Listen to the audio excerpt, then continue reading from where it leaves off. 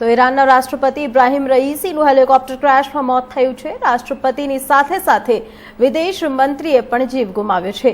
ઈરાની મીડિયાએ દાવો કર્યો છે કે બંને નેતાનું મોત થયું છે અને હેલિકોપ્ટરનો કાટમાળ મળ્યો છે। મહત્વપૂર્ણ છે કે અઝરબૈજાનના ગીચ અને પહાડી વિસ્તારમાં રવિવારે હેલિકોપ્ટર ક્રેશ થયું હતું। આ હેલિકોપ્ટરમાં ઇબ્રાહિમ રઈસી, વિદેશ મંત્રી અને અન્ય અધિકારી સવાર હતા।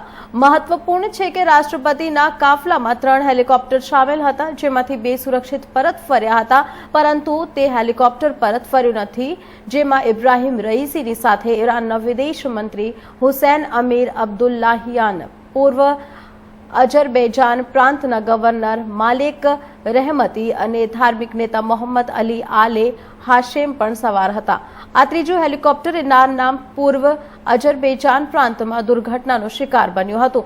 ઇમરજન્સી ટીમ પૂર્વ અઝરબૈજાનમાં તે સ્થળ પર પહોંચી હતી જ્યાં રાષ્ટ્રપતિ રઈસનું હેલિકોપ્ટર દુર્ઘટનાગ્રસ્ત બન્યું હતું।